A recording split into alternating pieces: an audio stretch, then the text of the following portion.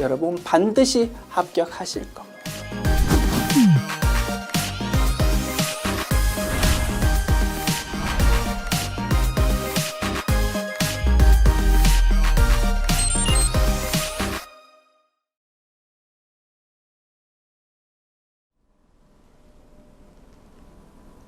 안녕하세요. 제13절 신고와 납부 보겠습니다. 이번 단원에서 이러한 내용 학습하게 됩니다. 출발합시다. 먼저 기납부세액입니다. 기납부세액은 세 가지로 구성되어 있습니다. 중간연합세액, 원천징수세액, 수시부가세액 세 가지 내용 하나씩 자세하게 볼게요. 먼저 중간연합세액입니다. 중간연합기간은 6개월입니다. 6개월치에 대해서 미리 세금을 좀 내주세요 라는 것이 중간연합세액이고요. 중간연합을 해야 되는 대상은 이거랍니다. 각 사업연도의 기간이 6개월을 초과하는 내국법인일 경우 기본적으로 중간연합세액 납부해야 된다. 6개월치에 대해서. 다만 다음의 경우는 제외랍니다. 합병이나 분할에 의하지 않고 새롭게 설립된 법인의 설립 후 최초 사업연도 10월 달에 법인이 설립되었답니다. 그러면 최초 사업연도 11, 12 세 달밖에 안 될 겁니다. 그 회사의 사업연도가 1월 1일부터 12월 31일까지입니다 라고 신고했다면 그러면 최초 사업연도가 6개월보다 짧다 이겁니다. 그럴 경우가 많기 때문에 최초 사업연도의 경우에는 중간연합세액 납부할 필요가 없대요. 아시겠지요? 실무에서도 많이 이런 게 발생하는 경우니까 요거 좀 알아두시기 바랍니다. 그 다음에 국내 사업장이 없는 외국법인 이런 경우는요 우리나라에 잠깐 왔다가 돈 벌고 간다 이겁니다. 3개월 정도만 잠깐 우리나라에서 돈 벌고 가는 그런 케이스이기 때문에 6개월보다 짧을 경우가 되게 많겠다 그죠? 이런 경우도 중간연합 할 필요 없답니다. 청산법인 등 그 밖의 법소정법인 요런 경우도 청산법인 1월 1일부터 청산되어 가지고 회사가 없어지는 날까지가 짧은 기간이 하나의 3년도니까 6개월보다 짧은 경우가 많거든요. 그래서 이런 경우도 중간연합세액 납부할 필요가 없답니다. 됐습니다. 이해가시지요? 그 중에서 특히 최초 3년도는 중간연합세액 납부할 필요 없구나. 요거는 좀 다른 항목보다 조금 더 신경 써서 기억해 주셨으면 좋겠습니다. 자, 중간연합세액을 계산하는 방법 봅시다.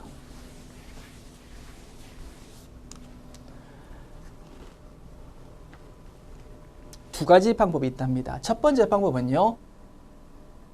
직전 3년도에 납부했던 금액의 절반만큼을 내는 방법이 있고요. 예를 들어서 우리 회사 3년도가 12개월이라면 요게 12분의 6 될 거다 그죠? 절반만큼 낸다 이겁니다. 그러한 방법이 있고 두 번째 방법은요. 실제 올해 6개월 동안에 대해서 열심히 세금을 계산해 가지고 금액 구하는 방법이 있다 이겁니다. 됐죠? 두 가지 방법이 있다. 첫 번째 방법 작년도 냈던 세금의 절반만큼 내는 건데 조금 자세하게 봅시다. 작년도 냈던 세금은 이렇게 계산한대요. 전기 산출세액에서 전기 세액감면 세액공제를 빼고요. 그 다음에 전기 원천납부세액, 수시부가세액도 뺀답니다. 이렇게 하면 작년도에 냈던 세금이 계산된답니다. 다만 주의할 점, 여기 산출세액에는 가산세를 포함한답니다. 작년도에 뭔가 잘못해가지고 가산세 냈던 게 있다면 그 부분만큼 포함돼가지고 절반만큼이 올해 중간연합세액으로 납부돼야 된다 이겁니다. 중간연합세액이 그만큼 증가하게 될 거다. 됐습니까? 그 다음 전기에 중간연합세액이 있을 거다 그죠? 작년도에도 중간연합 했을 거 아닙니까 그죠? 그런 부분은 고려하지 말랍니다. 차감하지 말랍니다. 올해 중간연합세액 구하는데 작년도에 중간연합 했던 것까지 고려하면 이상해질 수 있답니다. 됐죠? 요거 차감하지 말라 그러면 요거 때문에 중간연합세액이 또 늘 겁니다. 그죠? 그래서 요 두 가지 항목 조금 주의해야 되고 요러한 것 때문에 중간연합세액은 늘게 될 거다. 됐습니다.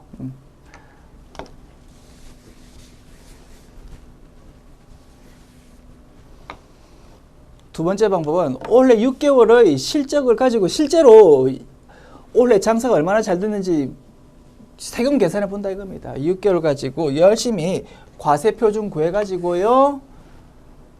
요거 배운 내용이죠. 3년도가 12개월보다 작을 때 산출세 계산하는 거 어떻게 한다고 했습니까? 세율 자체가 12개월 기준으로 규정되어 있는 거니까 일단 6개월짜리 과세 표준을 12개월로 만드는 작업이 필요하다 이겁니다. 곱하기 6분의 12, 즉 곱하기 2를 해가지고 12개월 기준의 과세 표준을 일단 만든 다음에 세율 적용합니다. 그 다음에 여기서 곱하기 2 했으니까 여기서 이제 나누기 2 하면 된다 이겁니다. 이렇게 계산하면 산출세액이 나올 거고 여기서 세가면 세공제 빼고 중간연합기간에 혹시 원천 납부세액이 있으면 빼고 수시부가세액이 있으면 빼면 되겠다. 아시겠죠?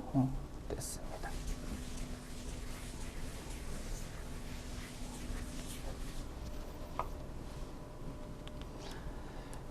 자, 중간연합세액 말씀드렸듯이 방법 1, 방법 2 중에서 하나를 선택할 수 있다고 했습니다.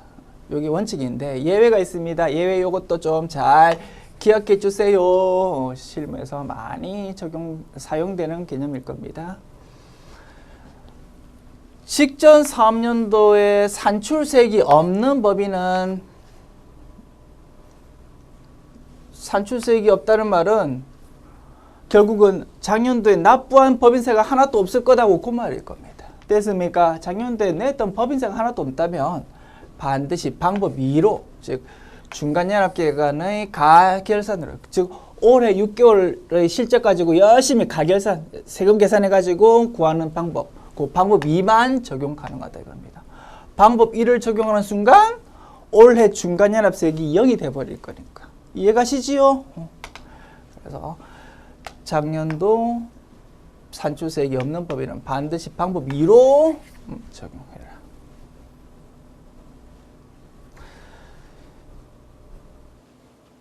그 다음에 중간연합세액의 납부 보겠습니다. 납부 기한은 그 중간연합기간이 지난 날부터 2개월 이내래요. 우리 회사 사업년도가 1월 1일부터 12월 31일까지다. 그러면 1월 1일부터 6월 30일까지가 중간연합기간이고 그 기간 지난 날부터 2달 언제입니까? 8월 31일까지 중간연합세액을 납부하면 될 것입니다. 아시겠지요? 자, 그 다음 분납. 중간연합세액이 1,000만 원 초과하는 경우는 분납할 수 있답니다. 일부는 나중에 낼 수 있다 이거지요. 그리고 의무 면제라는 규정도 있답니다. 이 부분도 세법학적으로 볼 때 굉장히 특이하다고 볼 수 있거든요. 시험에서 언제든지 건드릴 수 있을 겁니다. 알아두십시다. 직전 사업년도의 중소기업으로서 직전 사업년도 납부 실적 기준, 즉 방법 1로 계산한 금액이 30만 원 미만이라면 중간연합세액 납부 아예 안 해도 된다 이겁니다. 아시겠죠? 금액 같은 거 기억하는 거 저도 좋아하지 않습니다만 시험에서 건드릴 수 있는 것 같거든. 좀 귀찮지만 기억해 둡시다. 30만 원 미만이면 그리고 중소기업이라면 중간연합세액 납부할 필요 없다. 그리고 요 규정을 이제 공부했으니까 우리 조금 전에 보았던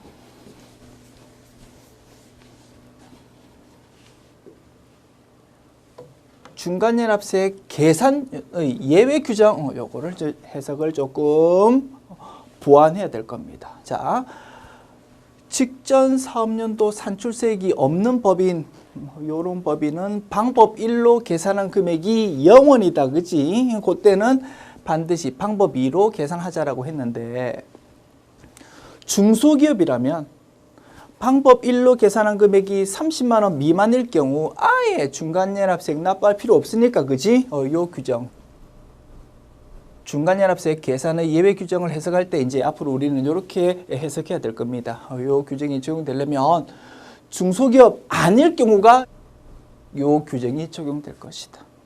중소기업이라면 자 직전 연도 산출세액이 없다면 방법 1 계산 금액이 0원이고 당연히 30만 원 미만이잖아. 그지? 그러면 아예 중간연합세액 납부할 필요가 없다 이겁니다. 납부할 필요 없는데 굳이 계산 같은 거 할 필요 없잖아. 그지? 그래서 앞으로 요 계산의 예외 규정 요거 볼 때는 우리 해석할 때는 요거 중소기업 아닐 때 요 규정이 적용되겠구나라고 이제 해석하기로 합시다. 아시겠죠? 됐습니다. 요 계산의 예외 규정도 중요하고요. 중간연합세액의 의무 면제 규정도 시험에서 건드릴 수 있는 부분이다. 됐습니다. 자, 기납부세액 중에서 중간연합세액 살펴봤고요. 이제 그 다음 내용 원천 납부세액, 그죠? 원천 납부세액 살펴봅시다. 원천 납부세액 의미는요, 원천 징수가 되었는데 우리는 그 소득을 받는 입장이 될 겁니다. 그때 원천 납부세액이라고 이름을 부르나 봐요. 우리가 은행에서 이자를 받습니다. 은행에서 이자 줄 때 전부 다 주는 게 아니고 일정 부분 원천 징수하고 남은 금액만 우리한테 준다 이겁니다. 우리 입장에서는 그런 원천 징수된 부분을 원천 납부세액이라고 부르면 됩니다. 원천 징수 통해서 미리 나라에 납부했다라는 의미랍니다. 아시겠지요? 자, 원천 징수 대상 소득 살펴봅시다. 법인한테 돈을 준다고요? 그러면 기본적으로 원천 징수할 필요 없다 이겁니다. 법인이 돈 버는 부분은 전부 다 수익이라는 걸로 장부에 잡히니까, 장부에 기록이 되어 가지고 관리되니까 따로 법인한테 돈 주면서 원천 징수할 필요 없다 이겁니다. 기본적으로 원천 징수할 필요 없고 딱 하나 이자에 대해서만 원천 징수하자라고 법에서 규정되어 있답니다. 이자는 두 개로 나눈답니다. 비영업 대금의 이익에 해당하는 이자인지 아닌지 이렇게 나눈답니다. 비영업 대금의 이익에 해당하는 이자일 경우는 25% 원천 징수해야 되고요. 그 외의 이자의 경우에는 14% 원천 징수한답니다. 그리고 펀드 등 집합투자기구로부터 받는 이익 중에서 투자 신탁 이익을 보면요, 그 성격이 최소한 몇 % 이상은 수익을 보장합니다. 그런 성격이 강하기 때문에 실제로는 이자에 가깝다고 판단이 되나 봅니다. 그래서 이런 부분들은요, 실제로 소득세법상 규정을 보면 이런 것들은 배당 소득으로 분류되거든요. 그렇지만 실제 성격을 보면 이자 소득에 가깝다라고 판단이 되기 때문에 이런 경우도 법인한테 돈 줄 때 원천 징수하라라고 규정되어 있답니다. 큰 그림으로 보면 이것도 이자에 속한다라고 보는 모양입니다. 아시겠죠? 이렇게 현재 규정되어 있고요. 세법에서 이렇게 규정해 놓았고 가장 핵심이 되는 타겟은 아마도 이걸 겁니다. 비영업 대금 이익에 대해서는 좀 원천 징수 해주십시오. 이것이 요 규정의 제일 핵심 포인트일 것입니다. 우리 회사가 돈이 좀 남아가지고 거래처인 회사에 돈을 좀 빌려줬다 이겁니다. 우리 회사는 컴퓨터 만드는 제조업입니다. 우리 주된 영업 활동 아니면서 돈을 좀 빌려줘가지고 이자 받고 있다 이겁니다. 이것이 비영업 대금 이익인 것이, 그지? 그러면 상대방 회사에서 우리한테 이자 줄 때 이자 중에서 25%는 원천 징수하고 나머지 금액만 우리한테 돈 주면 될 것이다. 아시겠지요? 그 다음에 그 외 이자, 은행 이자가 될 겁니다. 우리 회사에서 1억 원을 은행에 예금해 놓았습니다. 그럼 예금에 대한 이자가 나올 겁니다. 그죠? 그때 14% 떼고 나머지만 돈을 줄 거다. 됐습니다. 그리고 이렇게 적혀 있는 것들은 전부 다 법인세 내용이고요. 법인세의 10%만큼 지방소득세가 붙는다, 그지요? 그래서 실무에서 적용될 때는 25%에서 2.5% 붙여가지고 27.5%가 원천징수 될 거고요. 요거는 14% 플러스 1.4% 해가지고 15.4%가 이렇게 적용될 것입니다. 실무라면. 됐습니다. 어쨌든 지금은 우리 법인세 규정을 배우고 있는 거니까 법인세만 고려해가지고 이렇게 정리하고 있는 것이다. 됐습니다.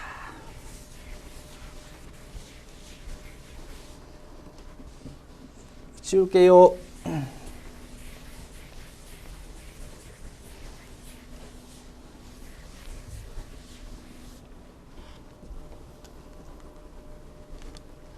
자, 원천 납부세액에서 소액 부징수라는 규정이 있답니다. 원천 징수세액이 1,000원 미만일 경우에는 너무 작잖아, 그지? 굳이 원천 징수하지 마십시오라는 규정이 있답니다.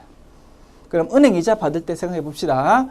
이자에 대해서 14%가 원천 징수세율인데, 그지? 예를 들어서 은행에 예치해 놨는데 뭐 A 은행에도 예치해 놨고 B 은행도 예치해 놨고 뭐 C 은행도 예치해 놨다, 그럴 경우 되게 많잖아, 그지? 그래서 그렇다 보면 은행에서 이자를 주는 게 3개월 단위로 보통 이자를 주거든요. 3개월 단위로 이자를 주다 보니까 금액이 굉장히 작을 수도 있어. 예를 들어서 이번 세 달의 이자가 7,000원이더라 이겁니다. 그러면 원천 징수 될까요, 안 될까요? 계산해 보면 되지 뭐. 7,000원 곱하기 14% 계산하면 980원밖에 안 나오거든. 뭐 1,000원 미만이잖아. 그러면 원천 징수 하지 마십시오. 그 규정이 적용된다 이겁니다. 소액 부징수.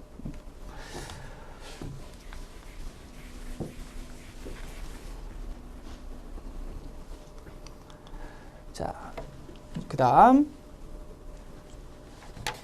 기납부세액의 마지막 항목입니다. 수시 부과세액 봅시다.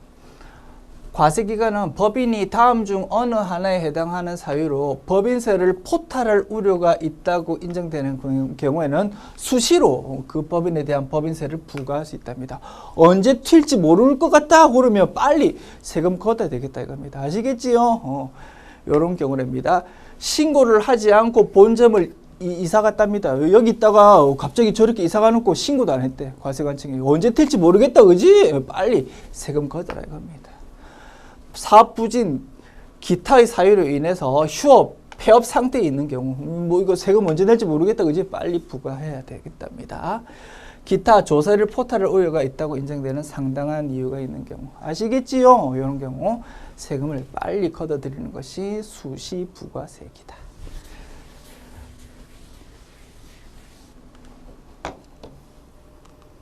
자, 법인세의 신고 봅시다. 신고는 각 사업년도 종료일이 속하는 달의 말일부터 3개월 이내, 회사 사업년도가 1월 1일부터 12월 31일까지라면 그 다음 연도 3월 말까지가 법인세 신고 기한일 것입니다. 신고 의무, 각 사업년도의 소득금액이 없거나 0이거나 또는 결손이 있는 경우, 적자 본 경우에도 법인세 신고 반드시 해야 된다. 참고로 우리 소득세법에서는 사업소득이 있는 경우라고 가정합시다. 소득세법에서는 중간연합세액 신고, 그 다음에 종합소득세 신고 언제까지 한다고 우리 공부했었습니까? 기억나십니까? 소득세법은 5개월입니다. 소득세법에서는 무조건 과세기간이 딱 픽스되어 있다, 그죠? 1월부터 12월 말까지가 하나의 과세기간이고, 그러다 보니까 1월부터 6월까지가 중간연합기간일 수밖에 없다 이겁니다. 6월이 지난 것부터 5개월입니다. 그러면 7, 8, 9, 10, 11, 11월 말이 중간연합세액 납부하는 날이고요. 종합소득세 신고 납부하는 날은 12월 31일부터 이제 5개월 세면 되는 겁니다. 1, 2, 3, 4, 5월 말이 종합소득세 신고 납부하는 날입니다. 무조건 5개월이었는데요. 소득세법은, 법인세법은 조금 다르게 규정되어 있다, 그지? 중간연합 기간이 지나고 2개월 내에 8월 말에 중간연합세액 신고 납부하고, 그 다음에 그 다음 연도 3월 말에 한 3개월 후 있다가 법인세, 정식 법인세를 신고 납부하는 거다 이겁니다. 2개월, 3개월 이런 식으로 규정되어 있답니다.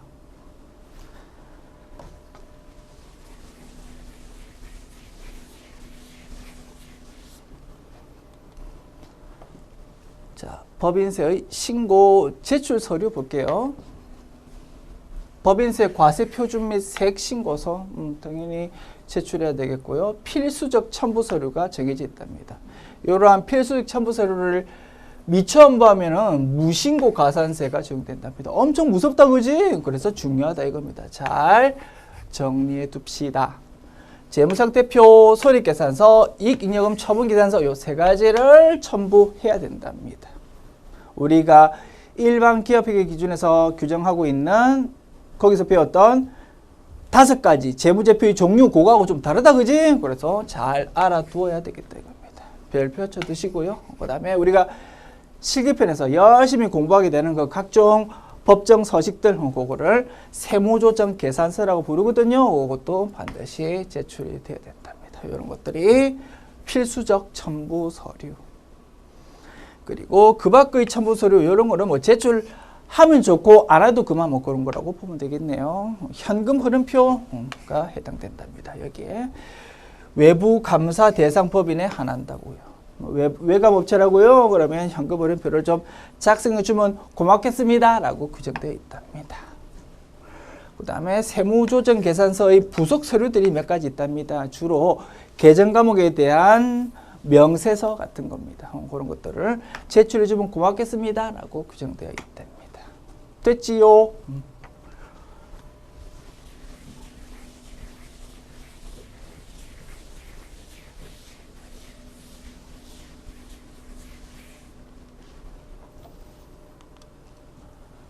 법인세의 납부도 그냥 법인세 신고 기한까지 납부하면 됩니다. 그러면 정식 법인세 납부하는 거라고요? 그러면 그 다음 연도 3월 말까지 납부하면 되겠다. 신고와 동시에 납부하자. 됐지요? 자, 법인세의 납부 분납 가능합니다. 납부할 세액이 1,000만 원 초과한다면 1개월 또는 2개월 있다가 일정 부분을 분납할 수 있다 이겁니다. 중소기업은 2개월이고요. 중소기업 아니면 1개월. 알아두십시오. 일반적으로 전산세무 1급 시험은 이 회사는 중소기업입니다. 이렇게 실기편이 출제되거든요. 그러면 2개월로 적용해야 됩니다. 그런데 실기편 문제에서도 이렇게 출제된 경우도 간혹 있습니다. 이 문제 풀 때만은 이 회사가 중소기업이 아닌 것으로 가정하여 푸십시오. 뭐 그렇게 문제가 출제될 수도 있어. 그러면 뭐 1개월로 적용해가지고 답을 써야 되고. 됐습니다. 그 다음 1,000만 원 넘으면은 분납 가능한데요. 납부할 세액이라는 것은 가산세를 제외하고 고려해야 된답니다. 가산세는 별로 안 예쁘다, 그지? 그래서 이런 부분은 분납할 수 있는 대상이 아니랍니다. 자, 납부할 세액을, 납부할 세액이라는 건 가산세 제외한 금액을 말하는 겁니다.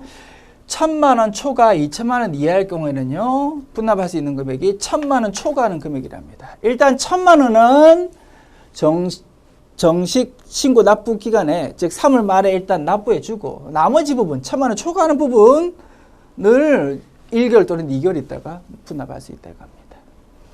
그 다음에 2,000만 원 초과한다면은 절반만큼은 지금 내고 나머지 절반을 나중에 낼 수 있도록 규정되어 있습니다. 됐죠? 그래서 이렇게 정리하면 되겠네요. 1,000만 원 넘으면은 일단 분납은 할 수 있어. 일정 부분을 한 달 또는 2달 있다가 낼 수 있다 이겁니다. 그런데 일단 정식 신고 기간인 3월 말까지 내야 되는 금액은 얼마냐 하면은 이거랍니다. 납부할 세액의 절반만큼은 일단 이번에 내야 되되 최소한 1,000만 원까지는 지금 일단 정식 신고 기간에 내야 된다. 이렇게 개념을 정리하시면 되겠다. 됐죠? 그래서 나머지 부분은 이제 나중에 내는 거지. 됐습니다. 사례로 확인합시다. 최대 분납 가능 금액과 분납 기한을 생각해 보십시다. 비중소기업인 갑법인입니다. 3년도는 1월부터 12월 말까지고요. 납부세액이 1,600만 원인데요. 가산세 200만 원이 포함되어 있답니다. 그러면 200만 원 이 부분은 분납 고려할 대상이 아니니까 그지 1,400만 원 가지고 이제 분납세액을 발라내야 된다 이겁니다. 자, 1,400만 원에 대해서 분납을 고려해야 되는데요. 어떻게 하라고요? 최소한 1,000만 원까지는 일단 지금 내야 된다 이겁니다. 정식 신고 기간에. 그래서 400만 원을 나중에 분납할 수 있다 이거지.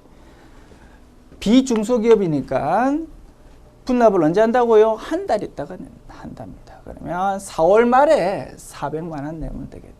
됐습니까? 그러면 3월 말에 1,000만 원 하고 가산세 요거 합한 1,200만 원 일단 3월 말에 내고요. 그 다음에 나머지 400만 원을 4월 말에 낸다. 아시겠지요? 이렇게 시험이 출제됩니다.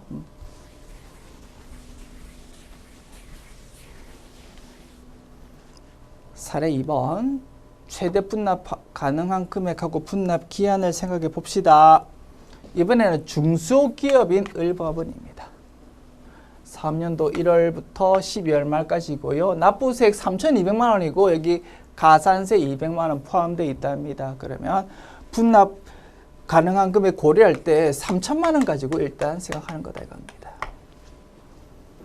3천만 원 중에서 절반만큼은 지금 일단 정식 신고 기간에 내고 나머지 절반을 나중에 낼 수 있다 이겁니다. 나머지 절반 1,500만 원이다 그죠? 1,500만 원을 중소기업이니까 2달 있다가 그러면 4월, 5월 말이다 그죠? 5월 말에 1,500만 원 내고 정식 신고 기간인 3월 말에는 1,500만 원하고 200만 원 합한 1,700만 원을 내고 이렇게 정리될 수 있겠습니다. 아시겠지요? 됐습니다. 지금까지 신고와 납부 전반부 내용 살펴보았고요. 뒷부분은 다음 강의로 진행하도록 하겠습니다. 수고하셨습니다.